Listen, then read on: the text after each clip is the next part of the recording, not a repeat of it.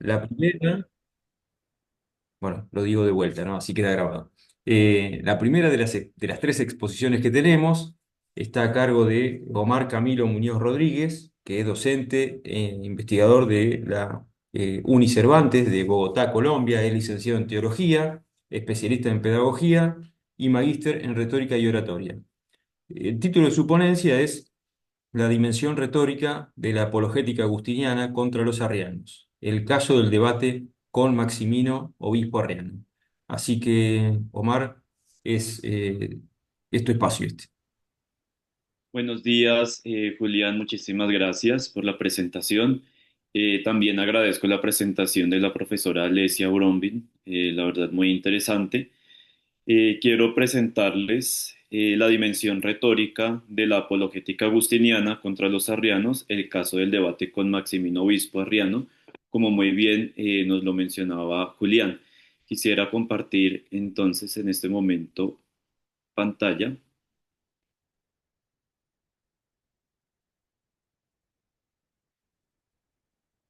Listo, perfecto. Espero que se esté viendo, por favor me confirman. Se ve muy Sí, bien, sí, Camilo. perfecto, perfecto. Bueno, muchísimas gracias.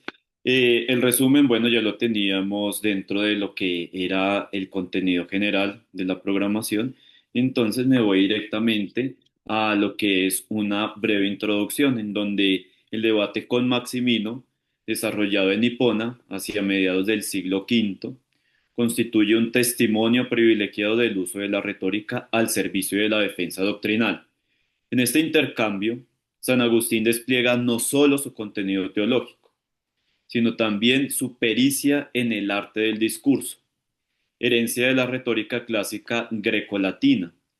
La confrontación con Maximino, obispo arriano, no se da únicamente en el plano dogmático, sino también en el terreno de las formas discursivas, donde el lenguaje, efectivamente, pues, la argumentación, la claridad expositiva y la estrategia dialéctica se convierten en las herramientas decisivas de este encuentro con Maximino. Para contextualizarnos, a pesar de que pues todo lo conocemos, el arrianismo ha surgido en el siglo IV a partir de las enseñanzas de Arrio, sostenía que el Hijo no era consustancial al Padre, negando así la plena divinidad de Cristo. Aunque condenado en el concilio de Nicea, celebrado en el año 325, el arrianismo persistió, podemos decirlo, especialmente entre los pueblos germánicos, y encontró en figuras como Maximino una defensa activa de estas posturas.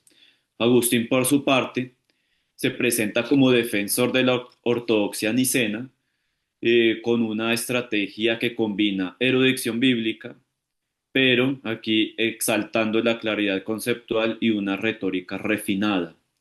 El contexto del debate es una audiencia pública de Hipona, la cual exigía no solo precisión doctrinal, sino también una eficacia comunicativa. Como primera medida, en orden al análisis retórico, se destaca en Agustín la concentración sobre la temática, aplicando el principio clásico de la división, la importancia que presenta Cicerón y Quintiliano sobre la organización de las partes que se van a ir desarrollando para orientar con mayor efectividad el propósito o finalidad a la que el orador desea llegar. De tal manera, Agustín se centra en lo esencial del debate, que es la fe trinitaria. Como nos damos cuenta, aquí nos enfocamos en esas estrategias retóricas que Agustín utiliza dentro de este debate. Pero ¿por qué no también advertirlo en todas las demás escritos en defensa o la apologética agustiniana? Así entonces, Agustín acude a la delimitación del objeto de debate al pedirle a su contrincante, abro comillas, exponme tu fe sobre el Padre, el Hijo y el Espíritu Santo. Cerro comillas, esto después de la distracción anecdótica y falacias de autoridad o argumentum ad verecundiam presentadas por Maximino al escudarse con el concilio de Rímini y los 330 obispos que apoyan su postura. Inmediatamente después, Agustín apela a la retórica clásica, sobre la priorización de la autoritas que tiene como base la razón y la verdad, no a la autoridad externa, de tal manera que el santo solicita a Maximino lo siguiente: ¿qué crees, qué sientes sobre el Padre, el Hijo y el Espíritu Santo? Esta refutación responde a la retórica clásica, que prioriza la autoritas fundada en la razón y la verdad, no en la cantidad o la jerarquía. Aquí entonces vemos como un cambio también dentro de la experiencia de Agustín dentro del ámbito del debate o de la oratoria. Otro momento de interés es la retórica de la repetición y precisión, propia del estilo agustiniano, donde pregunta varias veces por la fe trinitaria de Maximina, enfatizando que no basta con referencias a terceros. Dice Agustín: no les concedo autoridad. Dice respecto al decreto de Rímini, aquí pues Agustín reafirma el principio cristiano y retórico de la verdad, o mejor, que la verdad debe fundarse en la escritura y en la coherencia interna del pensamiento, no en citas parciales ni en argumentos de delegación. Este punto es bastante interesante dentro de este debate. Por otro lado, Maximino incurre en una falacia de falsa analogía cuando equipara el rol iluminador del apóstol Pablo con el del Espíritu Santo, diciendo: si el apóstol fue constituido doctor para iluminar a los gentiles, cuanto más el Espíritu Santo. Aunque el razonamiento a simple vista parece plausible, Agustín percibe que la analogía es inadecuada. El Espíritu Santo no puede ser comparado con un apóstol desde la ontología trinitaria, que hablamos más desde el origen. A través de esta estrategia de detección conceptual, Agustín desmonta el argumento sin necesidad de confrontar al adversario en tono agresivo. Aquí una de las sutilezas, ¿no?, de Agustín. Además, Agustín emplea el etos con maestría, mantiene una actitud serena, constante en su búsqueda de claridad y evita descalificaciones personales. Su insistencia en que la iluminación retorna a su autor, que es la fuente de bondad, muestra su fidelidad al principio retórico y teológico de la unidad del principio, común pues en el pensamiento neoplatónico y también que trasciende al pensamiento patrístico. En cuanto a las influencias clásicas, Agustín se muestra heredero de Cicerón. La estructura de su intervención sigue el modelo clásico de la dispositio: delimitación del tema, exposición del error, refutación con base en fuentes compartidas, en este caso la escritura, y la conclusión fundada en una síntesis teológica clara. Su estilo se sostiene sobre el uso del logos, es decir, una argumentación racional, el ethos, esto es credibilidad personal y autoridad moral, y aunque con mesura también trabaja el patos, ¿por qué no? Pues interpela el temor reverencial del adversario al mencionar el deber cristiano de confesar la fe delante de los hombres. En el desarrollo del debate se intensifica la táctica discursiva de Agustín, quien insiste con claridad en una pregunta precisa. Entonces aquí Agustín muy eficazmente pregunta: ¿Cristo ilumina por sí mismo o por el Espíritu Santo?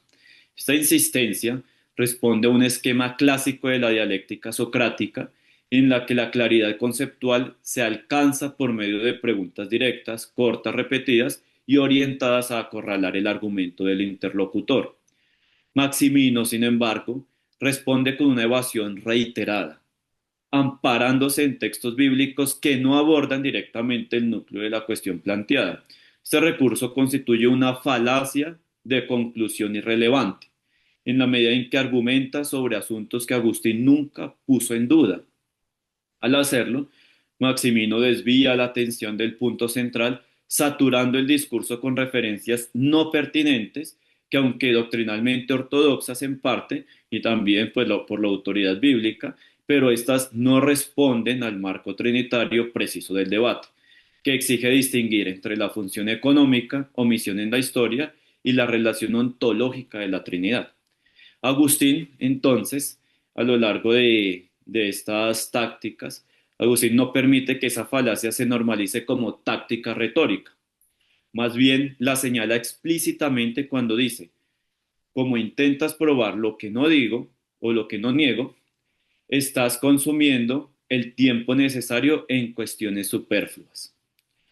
Esta observación es una muestra de su capacidad, aquí yo lo nombro como metaretórica, dado que comenta el discurso mientras lo enfrenta, una habilidad, digámoslo, difícil en cuanto a esta polémica que se trabaja en el debate, lo cual es una estrategia que Cicerón también recomienda en situaciones donde el oponente intenta desplazar la carga argumentativa, que en San Agustín se ve perfeccionada.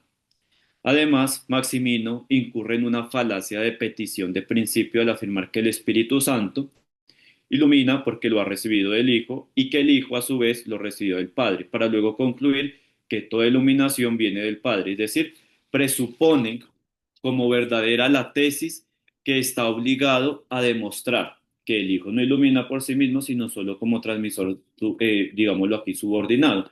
Agustín desmantela esta circularidad al pedir repetidamente una afirmación clara. Entonces le dice, Agustín es cierto en sí mismo, fuente de iluminación. La falta de una respuesta directa revela el esfuerzo de Maximino por sostener su postura arriana, lógicamente, sin confrontar de lleno la teología consustancial trinitaria que Agustín defiende. En línea a lo anterior, Agustín recurre a la lectura pública de las palabras previas de Maximino para evidenciar la contradicción y evitar que éste acuse calumnia. Esta acción ilustra una forma clásica de argumentación jurídica, presente ya en los procedimientos retóricos romanos, y que también se incurre y que también se aplica en la patrística, en los cuales el testimonio escrito tiene valor como garantía de la coherencia discursiva. Con esta acción, Agustín se fortalece en el etos judicial, mostrando imparcialidad y apegándose a los hechos, experiencia que adquiere en su oficio como orador imperial antes de su conversión.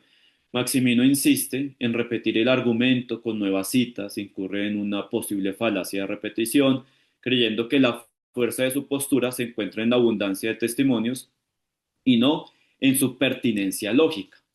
La táctica, sin embargo, es nuevamente interceptada por Agustín con una economía verbal rigurosa y una orientación crítica del discurso hacia la claridad doctrinal.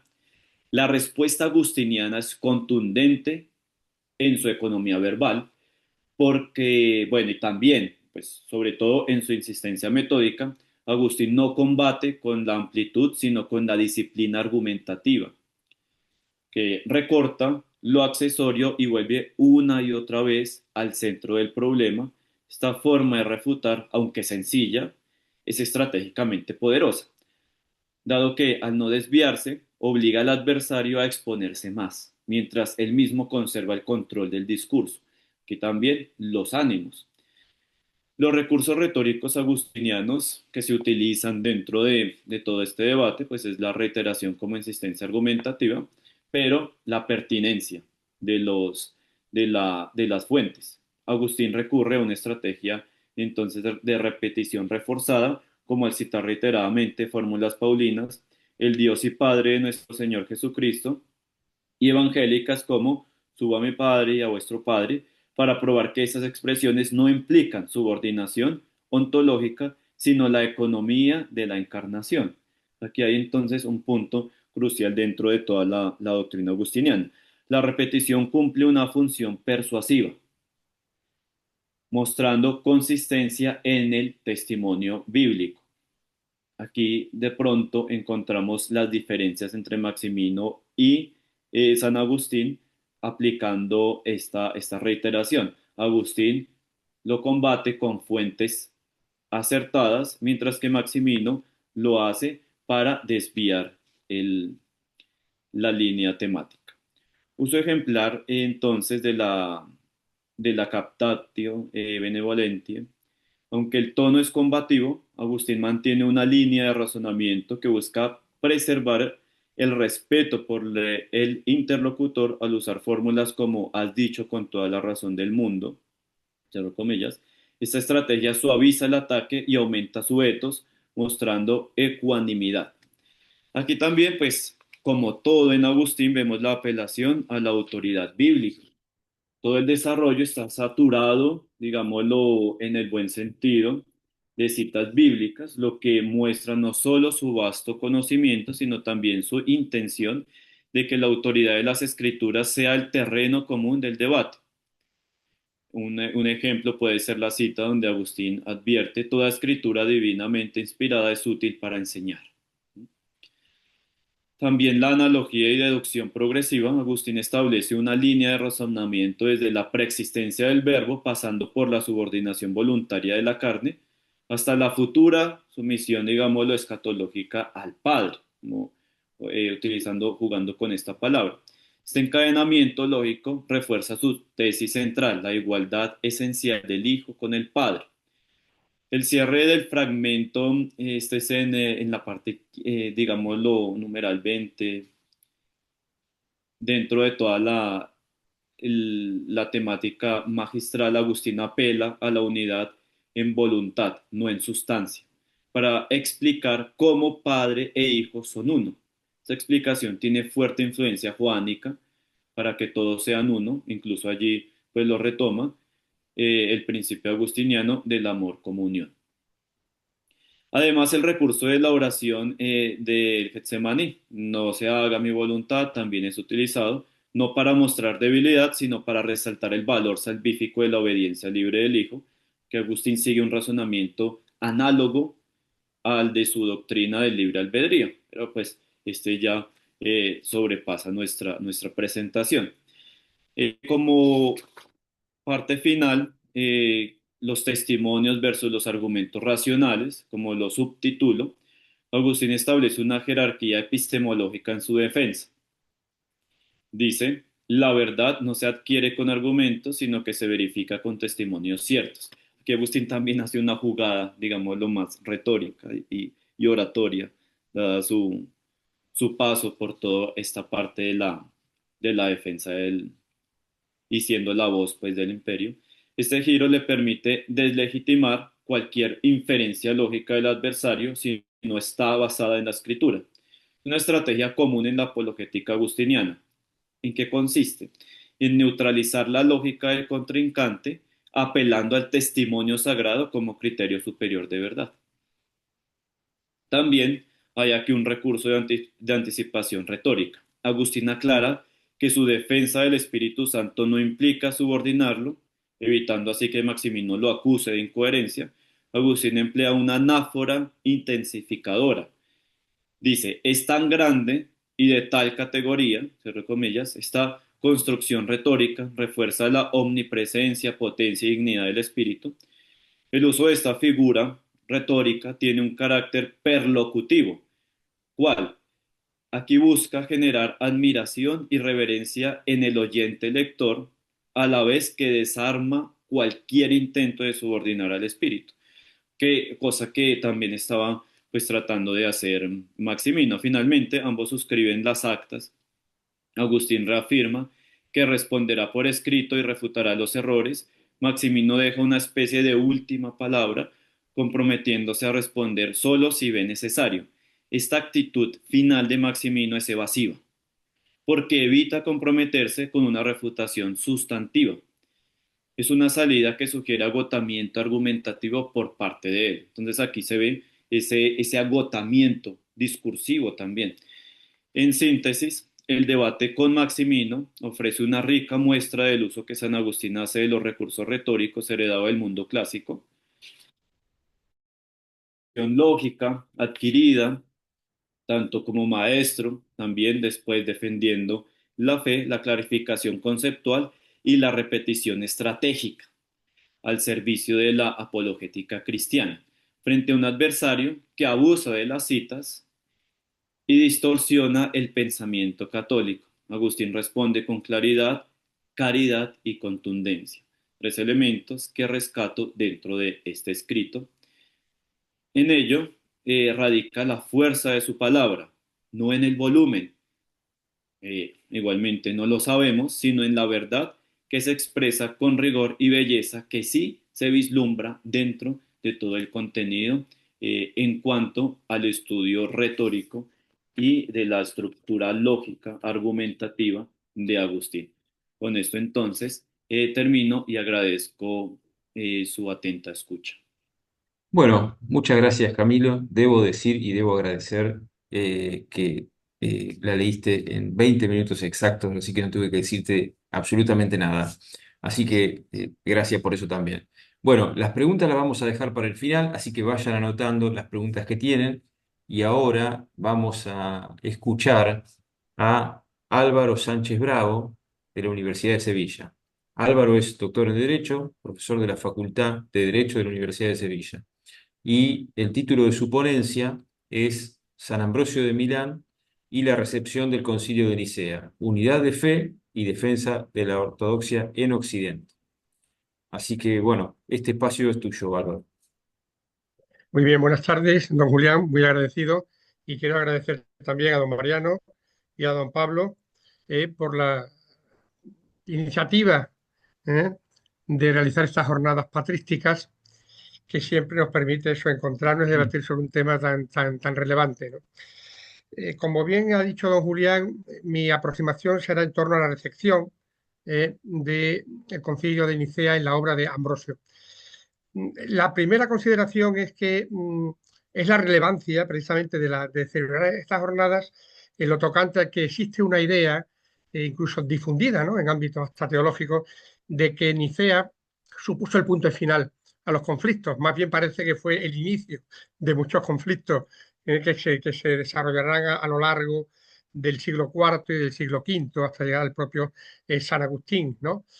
Y luego también como muchas de las cuestiones que allí se debatieron y todavía se cuestionan, tienen que ver incluso con la terminología. Sabemos cómo veremos en Ambrosio y luego en Agustín cómo, podríamos decir, la teología latina asume unos determinados conceptos que fueron origen de muchas polémicas desde el punto de vista oriental, ¿no?, como se dice tradicionalmente. Es claro que San Ambrosio no pudo participar, por razones obvias, no había nacido en el concilio de Nicea, se calcula que nace alrededor del 340, pero sí es cierto que la teología de Ambrosio, el influjo del concilio de Nicea es patente y decisivo.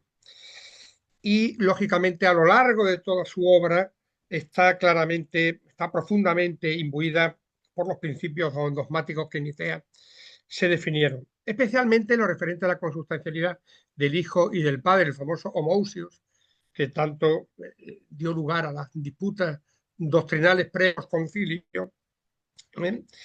Y no solo en sus escritos doctrinales o dogmáticos, sino también en sus escritos exegéticos, en los pastorales, desarrolla fielmente este contenido y su defensa.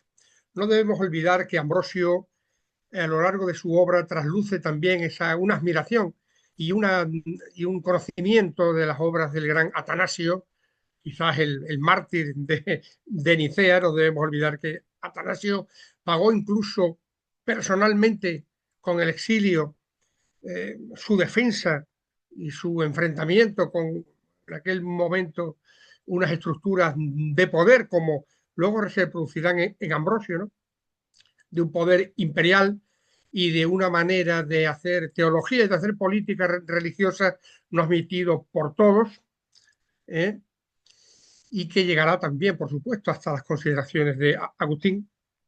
Pero, como digo, esta consideración de Atanasio y, por otra parte, de Basilio, del gran Basilio, y que incluso es digno de mención la carta que Basilio manda a Ambrosio felicitándole un poco menos cuando acaba toda aquella dinámica sobre la famosa guerra de las basílicas, así mal llamada, ¿no?, pero fundamentalmente sobre la historia conocida por todos de la Basílica Porcia.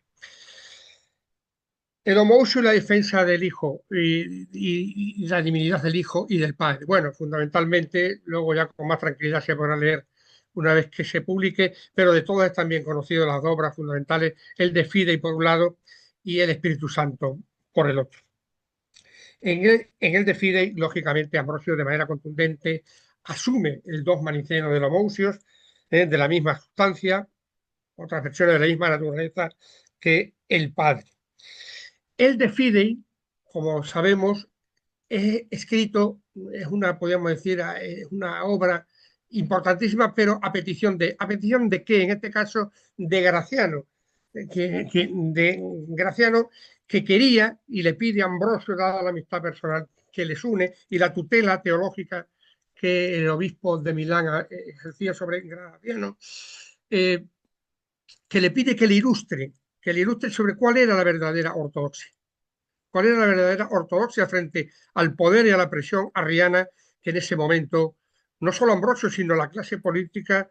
No hay que olvidar que en aquel momento la corte imperial ya no estaba en Roma, sino que había venido a residir en Milán, ya que Roma era un sitio incierto, ya que se había producido en las primeras entradas de los llamados bárbaros y habíanse creado ya la ciudad. A su petición, Ambrosio sostiene, así lo dice en el De Fidei 1:16, que el Hijo no es inferior al Padre, pues todo lo que es el Padre lo es también el Hijo. La generación eterna del Hijo, y ahí surge otra de las grandes aportaciones que incluso litúrgicamente sostenemos hasta hoy, de Ambrosio, luz de luz, Dios verdadero de Dios verdadero. Sobre todo esa imagen, podemos decir casi poética, luz de luz, ¿no? Que además en la que se mirará Agustín posteriormente para, en esa visión, podríamos decir, como veremos luego en el Hexamerón, que también se refiere a Ambrosio, Agustín lo hace de una manera no ya basado en los elementos naturales, que para Ambrosio era muy importante hacer aquella exégesis de la creación, sino en Agustín cobra una nueva dimensión más profunda, más espiritual, más mística, más metafísica, que desemboca, como ha sido manifestado por el ponente anterior, en la idea del nexus amoris. Bien, en esta obra, como estamos viendo, Ambrosio no solo se limita a reproducir esta idea, esta fórmula nicena, sino que desarrolla a su vez en el De Fidei un razonamiento exegético y ontológico. Ambrosio se cuida muy mucho de distinguir entre el natus, el nacido, y el factus, el hecho, para insistir claramente en que el Hijo es eternamente engendrado por el Padre. No es creado, no es una estructura más de la creación. Lógicamente, esto supone una respuesta contundente al arrianismo y a los pseudoarrianos que intentaban incluso para llegar al pueblo, a los creyentes, intentaban adornar aquello como haciendo ver a Cristo como una especie de ser superior, una especie de superhéroe, pero que no alcanzaba el estatus de Dios, que luego se ampliará, sobre todo a raíz del 381, en Constantinopla I, en la ampliación de Nicea al Espíritu Santo.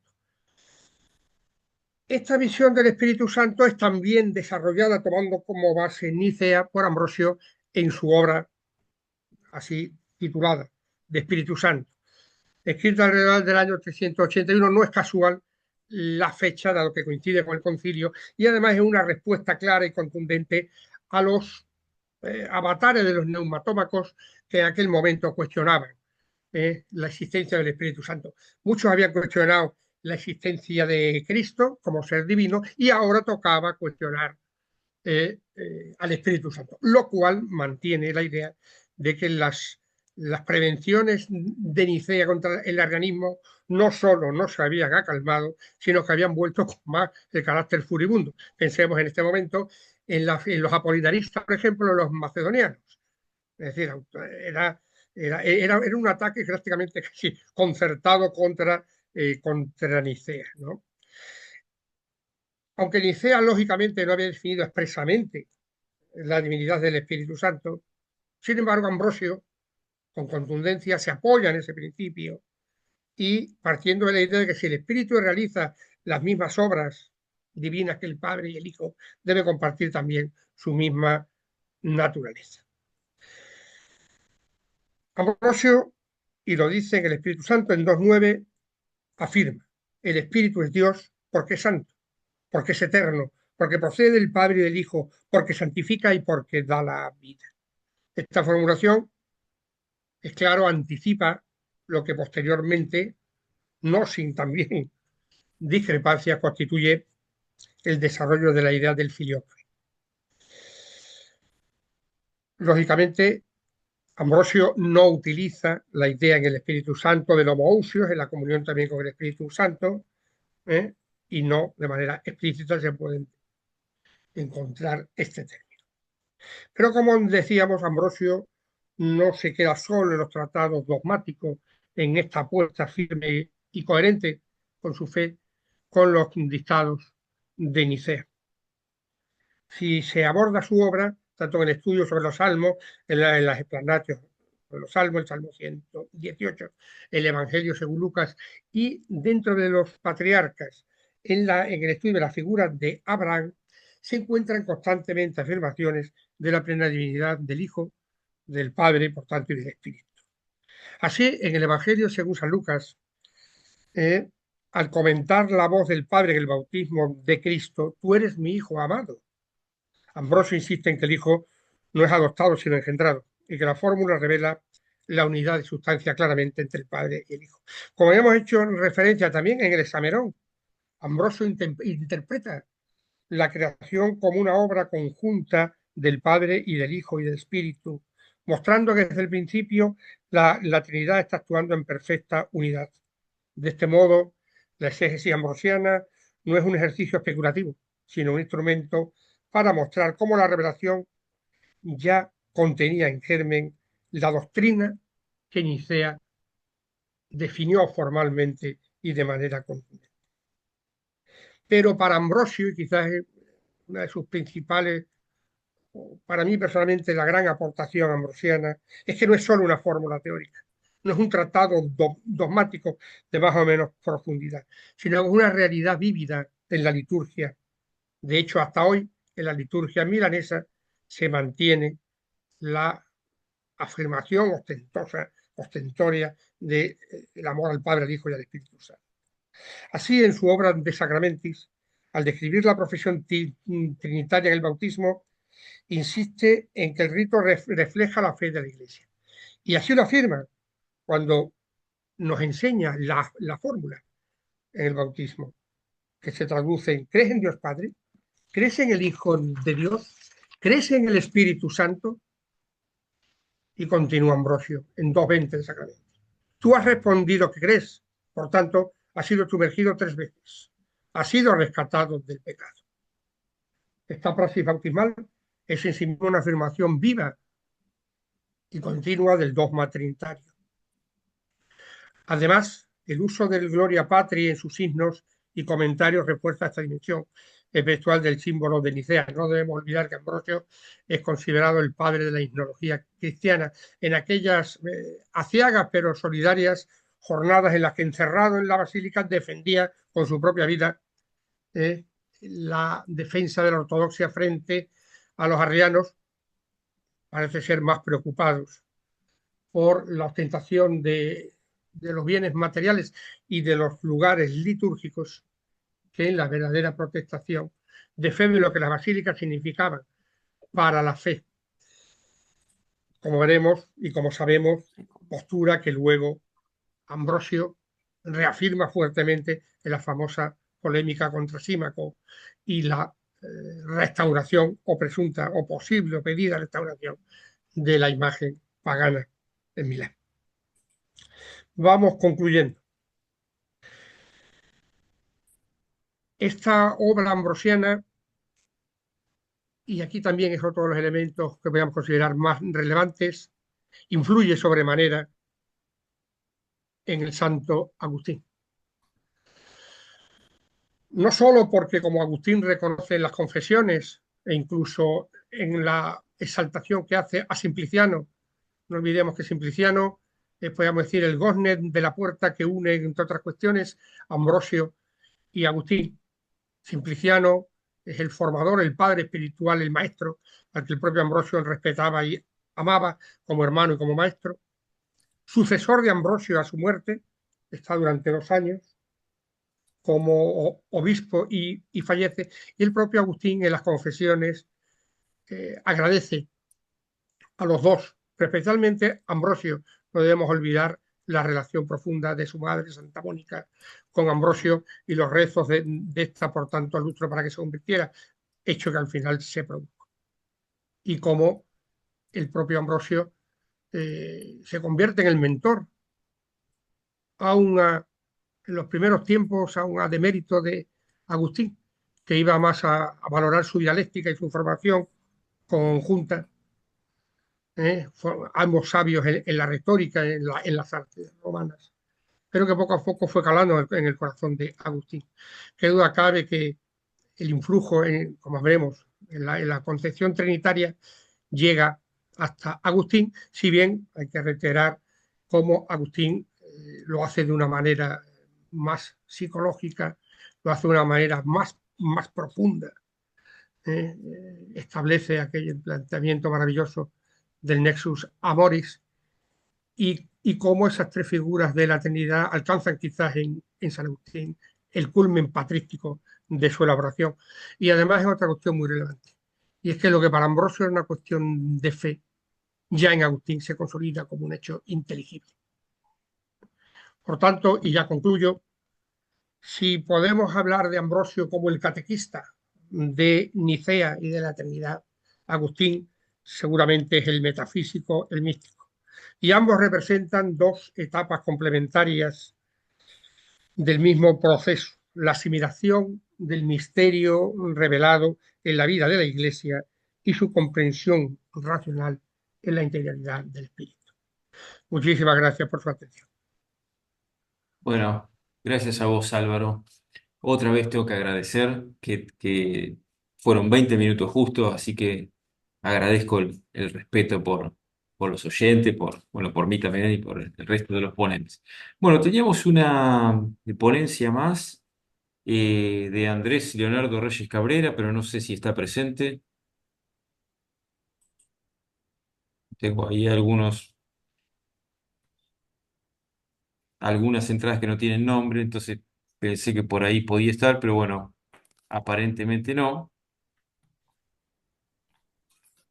Julián, no lo veo. No. Bueno, bueno, entonces podemos abrir el espacio de Bien. preguntas.